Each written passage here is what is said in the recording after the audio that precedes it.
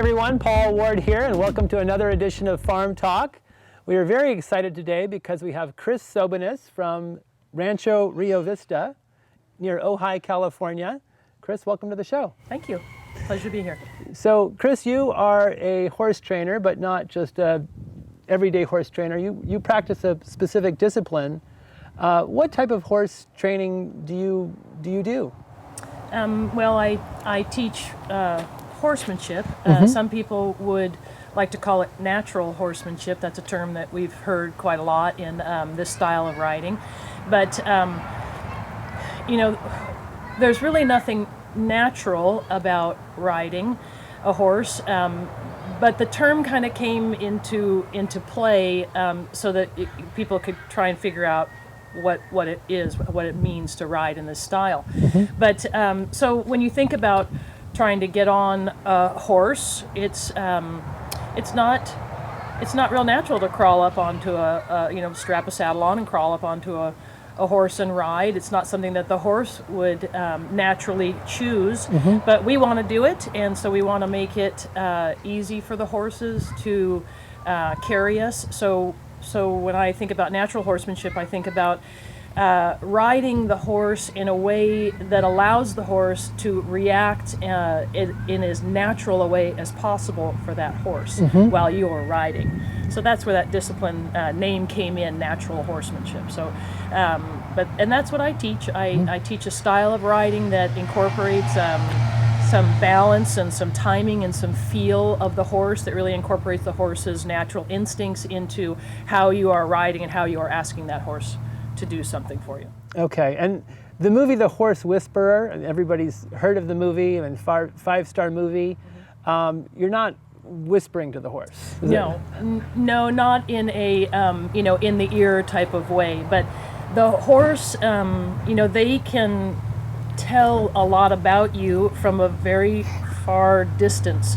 So they can understand your body language and your intention before you even really touch them. So the whispering is more of a kind of a mental thing, more of a connection thing between you and the horse, that people would say, is a whisper, because you're not really saying anything. It's just how you are interacting with that horse, just from your presence with the horse. Interesting. And different horses have different personalities. Is that true? Yeah. They're not all the same? Right. Yeah. We have 17 horses on the ranch right now, and every one of them has just a little bit different way of interacting with humans, or with riders, or people handling them onto the ground, or how you ride them depends on their personality. And some are very willing and interested and eager to have an interaction with a trainer or a rider, and some are not. So those are the ones that are a little more difficult, and they might have a little bit more of an interest in kind of telling you what they think about what you're doing. So that's where the style of riding works best. When you have all the personalities, and it doesn't really matter how they wake up that day. We just get them out and work with what we have that day. Gotcha. And now, does the horse, when you're training a horse, does the horse kind of speak to you? Does it say, I'm willing to do this, or I'm not willing to do this, or you can't force me to do this if I don't want to? How does that Absolutely. work? Yeah. So horses have very subtle body language, and you have to know how to read it and how to feel it. And they don't, wag their tail like a dog, or smile like a human, or look at you in the eyes in a certain way. They just have they'll have a subtleness where maybe they flatten their head, or they cock their ear, or their attention comes up, or you feel a little energy underneath the saddle. And that's when you know that you have to, that they're communicating to you, I'm uncomfortable about something that's happening. And then you have to react in a way that helps them get past that reaction. So because for horses it's life and death, it's black and white. There's no maybe I'll go over there if you want me to. They if they're afraid of something, or they have told you that there's something that is uncomfortable to them, you have to respond in a way that helps them through it and doesn't force them through it. Interesting. So that's their communication. So you're building trust with that animal to train them to do what you want them to do, but then they also have to want to do it. Right.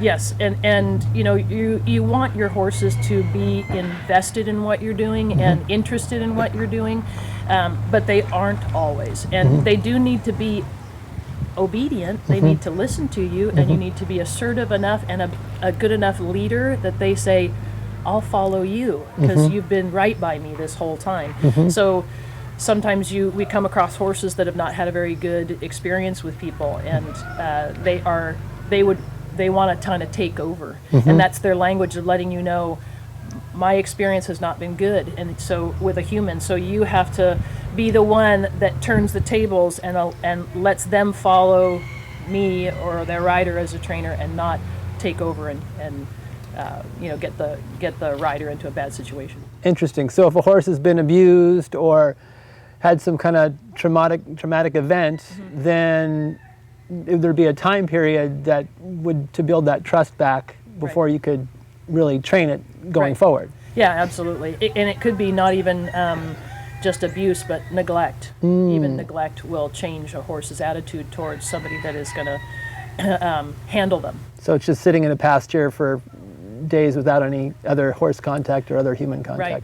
Yeah, that happens a lot when people isolate a horse, and then the horse reacts by having, you know, maybe they start to bite or they start to be aggressive towards the person that's coming in to handle them. So that's where, you know, we would come in and try and help that horse regain its natural instincts and become more of a partner and less of an individual. Interesting. Now, does the horse enjoy what it's doing? I mean, you're training a horse to do some quote-unquote unnatural acts, I mean, impressive stuff, you know, riding in parades and prancing and jumping over, you know, fences and all kinds of different disciplines. Do horses, can you tell when the horse is having fun? Absolutely, yeah. Yeah, so if you are a rider that really considers the horse and has good timing and asks the horse to do things in a way that's very easy for them, then the horses really enjoy that activity. They look forward to coming out of their pasture or their paddock. It's the times when you have horses that are maybe forced to do something where you see, you know, the body language change or the aggressive behavior. So, and that's just their way of letting you know that they don't enjoy what they're doing. Not to say that they couldn't later enjoy that same activity. It just has to be approached in a way that is easier for them. Gotcha. And horse training has changed over generations, hasn't it? I mean, kind of old school thinking was kind of, I'm going to force you, horse, to do what I want you to do because I'm your master. Yes. And now it's kind of more a collaboration between you and the animal, isn't Right, it? to a degree, yeah. I mean, it still is, kind of a dictatorship on some level because the horse does have to follow the rider at all times. So in the past, that was get the saddle on, get on, ride it through the bucking part of it, and then maybe you've got a horse that's going to cooperate to do some things for you. Now, when we think about having starting horses, we want the horse to have more comfort in the process of becoming an animal that would follow a human on its back. So there is a collaboration, but it does still need to be me as the leader and them as the follower. Horses always have, there's always a hierarchy. They always need to find it. Right. So the times when people get in trouble is when the horse is the leader and the rider is the passenger. And that is never a good, you can never really get you can get into a lot of trouble then. When it ends up being that unbalanced. As a novice rider, when I do my, once or twice annual trail rides, kind of, the horse is going to lead you back to the trough because he wants to go back, and so there are many different disciplines to horseback riding. There's hunter jumper and western and yourself in the natural horsemanship style, dressage. Are all horses equipped for all different styles, or can you kind of say, hey, this would be a good dressage horse, or this would be a good carriage horse, or? Right. Yes, there's a lot of different types of horses out there, and Most horses can do a little bit of things that are outside their wheelhouse. For instance, you might not want a quarter horse to go to be a Grand Prix jumper. Maybe some could, but most of the time you're going to look for a horse that is really equipped for that discipline, and train that particular horse for that discipline. Not to say that even an Arab or something that's not really considered a jumping horse couldn't be a good jumper.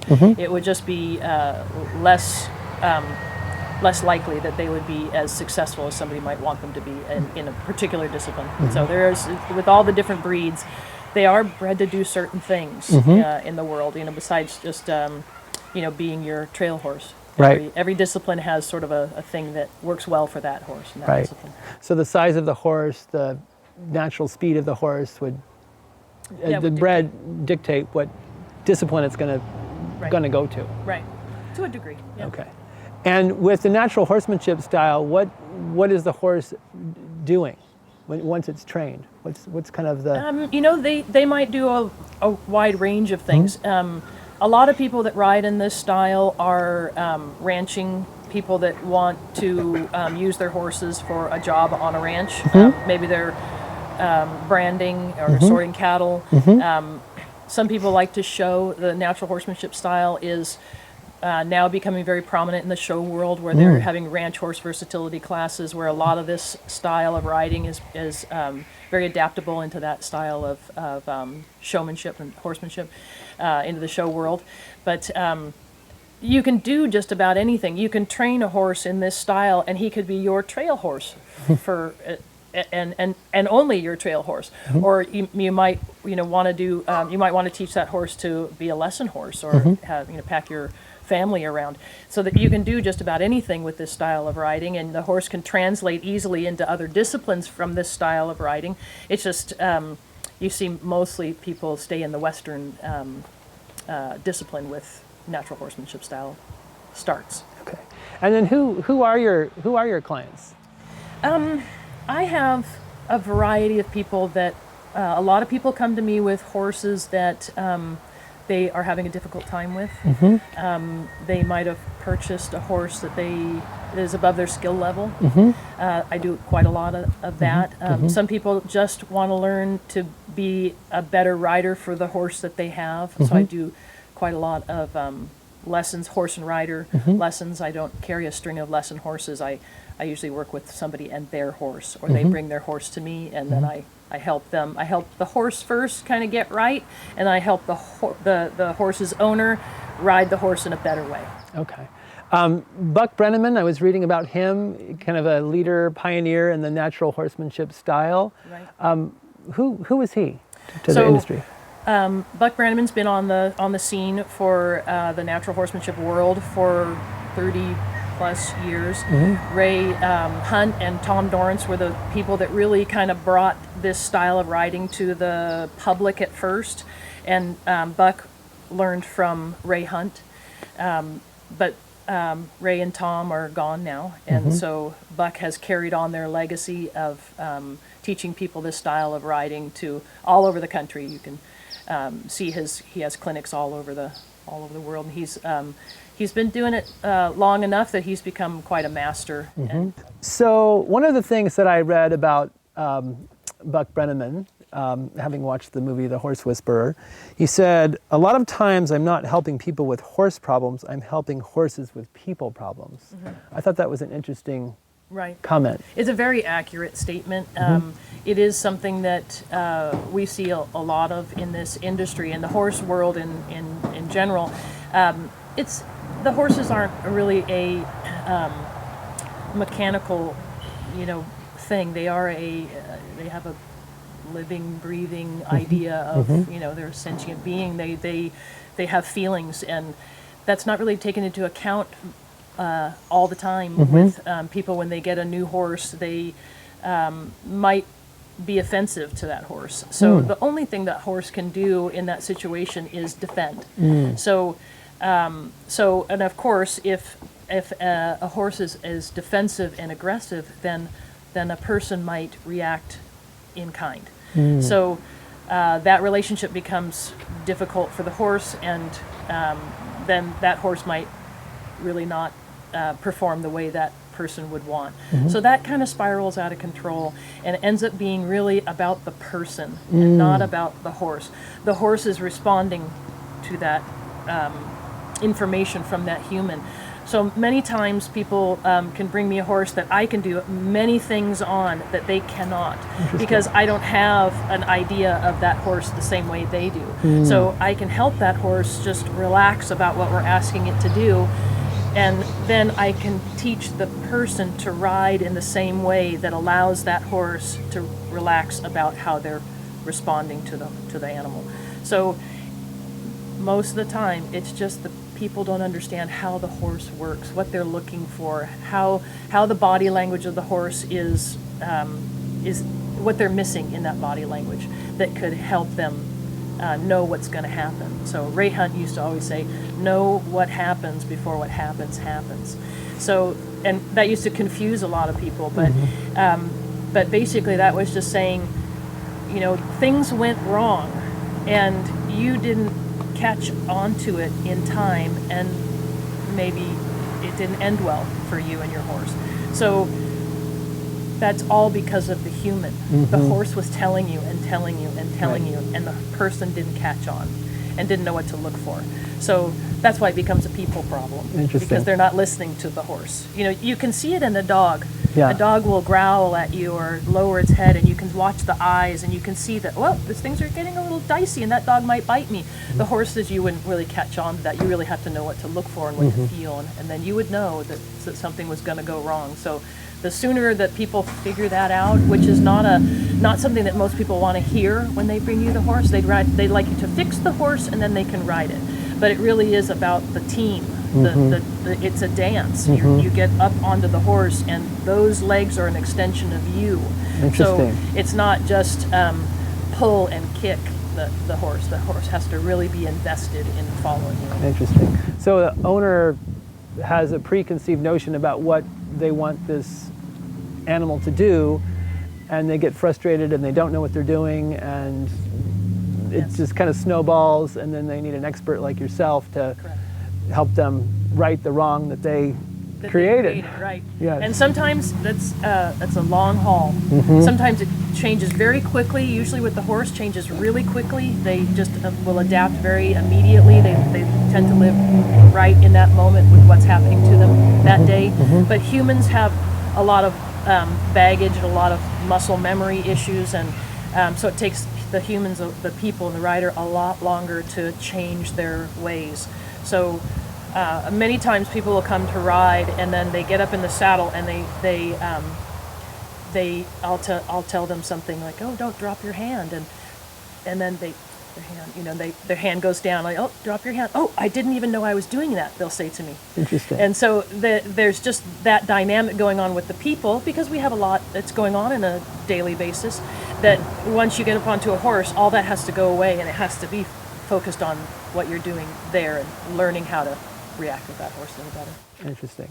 And I would imagine that the different disciplines, I mean, if the horse is an extension of you, you're riding the horse completely different with each of the different disciplines, right? I mean, I can't get on, and if I'm a dressage person, I can't then all of a sudden switch into Western, right? I mean, you're kind of training yourself at the same time you're training the horse. So if the horse is an extension of you, then all those little idiosyncrasies have to be brought into play. Right. Absolutely. Yeah. Maybe some of the top riders in the world can switch around between the disciplines pretty smoothly, but the average rider would have a hard time maybe riding a high-level dressage horse. You know, maybe someone that's riding dressage would have an easy time going into the Western world and trail riding, but maybe doing some of the things that we do on a higher level in our discipline would be something that they'd be unfamiliar with. So it is a little bit trickier to transition from one discipline to the other. So what's one of the more memorable stories about training that you've had? The one that comes to mind is the horse that brought me to Buck Brannaman in the first place. I had a horse when I lived up in Santa Barbara, and I knew he was pretty trained in a discipline, in jumping discipline. He was a show horse before, and I thought I had a pretty good handle on him. But I was out riding, and I had to cross the street, and he was afraid to step over the yellow line. Wow. On the street, and cars were backing up both directions, and and he wouldn't move. He wouldn't go forward. He wouldn't go backwards. And I thought, I have no control over getting this horse to do anything unless I get off of his back, and which is what I had to do. And luckily, in that lineup of cars was a friend of mine who kind of saw the whole thing, and she said, you got to go work with this guy. He's going to come into the area, and his name's Buck Brannaman. And I thought, well, all right, I'll go check him out, And so when I went and watched, that's when I realized I really didn't have that horse as trained as I thought I had him, as willing as a partner as I thought I had him under control, but I didn't. So I worked very hard on that horse to try and get him to get to that level where he could go anywhere or do anything with me, and that he wouldn't hesitate, he wouldn't take over at that moment. And that's what kind of brought me into this world and this style of riding from then on. Interesting. And what one little trick, or was there one thing that helped that horse get over that yellow line? At that very moment, no. It was just get off and start to haul him away.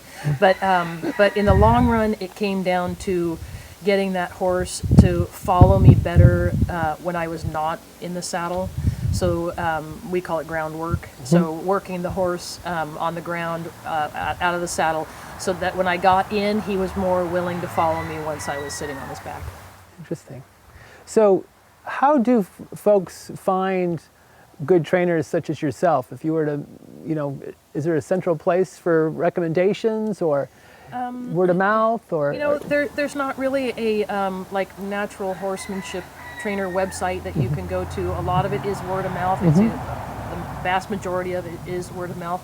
I guess if you went to the Buck Brannaman website, you could see all the people that sponsor his clinics, and that would be a good place to start, where you could call somebody that was in your area, in your state, and those people would know people that were trainers in this style, maybe in your area.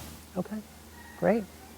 So I heard a little bit about you. I heard that you started riding horses through your neighborhood, delivering newspapers? Right. Yes, when I was young, my parents bought my sister and I a little horse, and at the time I had a paper route, so of course I had to exercise my horse and get my papers delivered, so I would take my horse down and deliver papers through the streets of Santa Barbara, and I did that for a year or so when I was a young girl.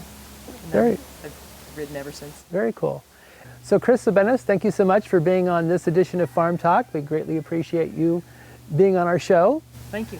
And be sure to tune in for the next edition of Farm Talk. You can find us on Apple, Amazon, of course YouTube, and wherever you find your podcasts.